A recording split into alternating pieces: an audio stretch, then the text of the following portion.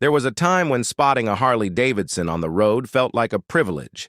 That deep rumble of a V-twin engine, the polished chrome gleaming under the sun, it wasn't just a motorcycle, it was a statement. A Harley was freedom on two wheels, the very definition of the American dream. For decades, it stood as a symbol of rebellion, pride, and craftsmanship. But fast forward to today, and that symbol is fading. Harley-Davidson is no longer the powerhouse it once was. Sales are falling, dealerships are struggling, and the next generation of riders, the very future of motorcycling, is simply not interested. So what happened to this legendary brand? How did Harley go from being the dream to a fading memory? And can it still be saved, or is the end inevitable? Let's dive deep into the story of Harley-Davidson's decline, right here on Bike News. The decline of a legend, Harley-Davidson isn't just going through a tough phase. It's facing one of the most serious crises in its century-long history. In North America, the company's heartland, dealerships that once had waiting lists are now struggling to sell even a handful of bikes each month. Inventory sits for months, sometimes years. Overseas markets, where Harley once found hope, like India, Brazil, and Southeast Asia, have all seen sales collapse. The numbers speak volumes. Profit margins have shrunk dramatically, production costs have surged, and the company has posted declining revenue in multiple consecutive quarters. Even the most loyal Harley investors are losing faith. But here's the thing. Harley's problems aren't just financial. They're cultural. The brand that once defined the soul of motorcycling has lost touch with the very riders who made it great. The price problem, from people's motorcycle to luxury status. Symbol Harley-Davidson used to be known as the working man's motorcycle. Tough, simple, and affordable. It wasn't just transportation. It was identity. You didn't need to be rich to own one. You just needed heart. But somewhere along the way, Harley forgot its roots. Today, it's become a luxury product, more about prestige than passion. Take the entry-level Harley Nightster.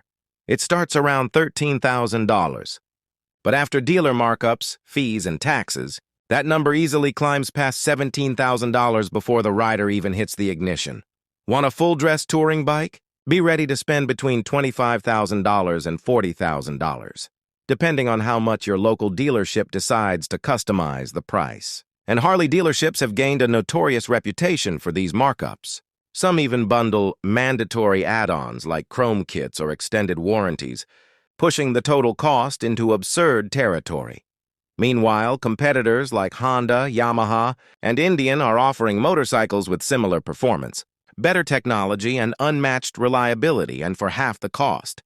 So, when a rider compares a $35,000 Harley to a $15,000 Indian or Honda with modern tech, the decision becomes painfully obvious. The dream of owning a Harley, once accessible to everyday Americans, has become a luxury fantasy for the wealthy few.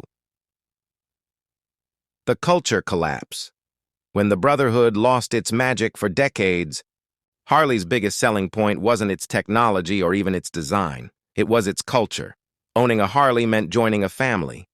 The leather jackets, the open highways, the rallies, and the legendary Brotherhood made Harley a lifestyle, not just a product. Riders shared stories, built friendships, and celebrated the brand together. But times have changed. The younger generation doesn't connect with that culture anymore. They don't want to conform to a rigid image built around exclusivity, biker gangs, and the bad boy persona. They want individuality, bikes that reflect their stories, not their grandfathers. Harley, instead of adapting, clung to its old image. Its marketing still screams rebellion and chrome, while the modern rider is thinking about smart features, safety, connectivity, and sustainability. Other brands understood this shift. Ducati, Triumph, Honda, BMW, and even Royal Enfield have cultivated communities that celebrate all kinds of riders. Meanwhile, Harley continues to build walls. Harley-only events. Harley-only rides. Harley-only clubs. The brand that once stood for freedom now feels trapped in its own identity. The aging rider problem, running. Out of time, let's talk demographics. The average Harley-Davidson owner today is over 50 years old. Many are retiring and some are giving up riding altogether due to age or health concerns. The next generation, millennials and Gen Z, aren't stepping in to replace them. These younger riders are drawn to lighter, more efficient, and more affordable machines. They're eco-conscious, tech-driven, and prefer versatility. Bikes that can handle daily commutes, weekend adventures, and long rides alike.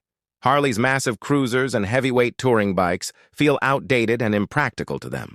Air-cooled engines and analog gauges don't excite a generation raised on smartphones and electric vehicles. And Harley's attempts to appeal to youth, like the Street 500 and Street 750, were either overpriced or underwhelming. The bikes didn't carry Harley's charm, nor did they match the performance and quality of their competition. As Harley's core audience ages out, the brand's future audience simply isn't showing up. The used market, Harley's double-edged sword, another blow, comes from Harley's own success. Its used market. Harleys are built to last, but that durability means older models never truly go away. The result? The used market is overflowing with pristine, low-mileage Harleys at half the cost of new ones. A 5-year-old Road Glide or Softail often sells for around $15,000, while the new version costs over $30,000, with barely any major updates. The designs are timeless, yes, but they haven't evolved enough to justify buying new. Most riders see no reason to spend double for nearly the same experience.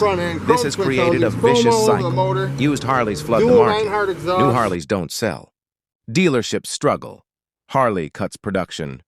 Investor confidence drops. It's a classic case of a brand trapped by its own legacy, the technology gap, stuck between past and future. Harley-Davidson's engineering is legendary, but also outdated. While brands like BMW and KTM push the boundaries with advanced electronics, riding modes, traction control, and adaptive suspension, Harley clings to its air-cooled engines and classic analog setups. Yes, Harley has tried to modernize. The Revolution Max engine is impressive, and the Pan America adventure bike was a surprising success. The Livewire, Harley's electric experiment, showed potential, but all three were isolated attempts rather than a full transformation. The Livewire, priced at nearly $30,000, alienated its target audience. The riders who wanted electric couldn't afford it, and the Harley faithful rejected it for being too different. The Pan America was genuinely good, powerful, capable, and packed with features. But Harley never capitalized on its momentum. It didn't follow up with affordable or mid-segment models using that new tech. The company's lineup still relies heavily on old engines and heavy frames. It's as if Harley is scared to evolve, afraid that modernization might upset its traditional fans, but refusing to evolve has left it isolated in a rapidly advancing world. Economic reality. A luxury brand in a tough economy. Harley's pricing strategy couldn't come at a worse time. Rising inflation, high interest rates, and global financial uncertainty have crushed middle-class spending power. Financing a Harley today costs hundreds of dollars more per month than just a few years ago. Even longtime Harley fans are thinking twice. When everyday essentials are becoming harder to afford, spending $30,000 on a motorcycle feels irresponsible. Meanwhile, competitors like Yamaha, Honda, and Kawasaki are thriving. Their mid-range cruisers and adventure bikes are modern, affordable, and reliable, often priced under $10,000. For many riders, Harley isn't just expensive, it's impractical. And once someone chooses an alternative brand, it's almost impossible to bring them back. Harley's past crises, and why this one is different. This isn't Harley's first brush with disaster. In the 1970s, the company was on the brink of collapse, struggling against a wave of Japanese imports.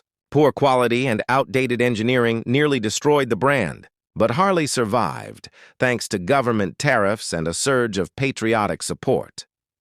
The company reinvented itself in the 1980s, capitalizing on nostalgia, American pride, and cultural revival. It rebuilt its reputation and dominated the cruiser market for decades. But this time, things are different. The world has changed. There's no easy fix, no tariff, no quick nostalgia play. Younger consumers aren't buying into old-school patriotism or brand loyalty. They value innovation, design, and inclusivity. Harley's traditional strengths, heritage, sound, and identity no longer guarantee success in a market driven by technology and accessibility.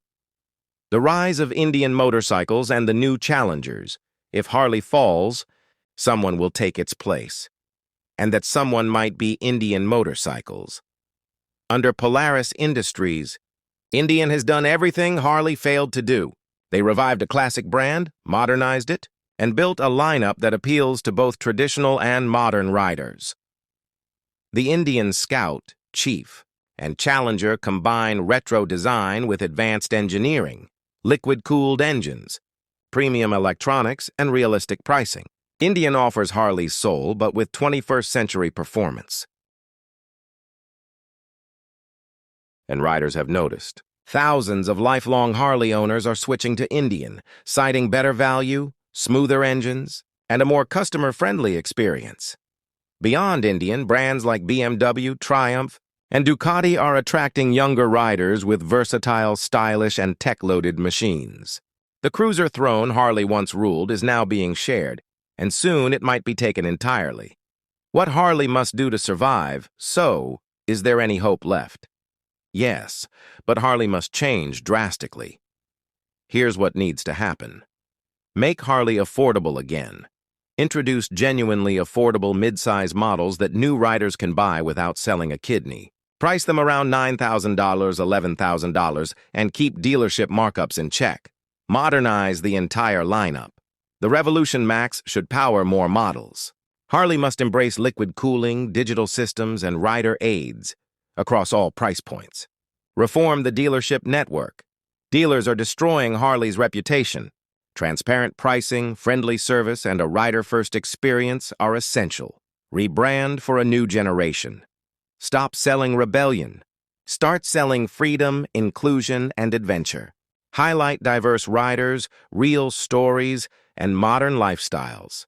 Expand electric efforts. Smartly rework.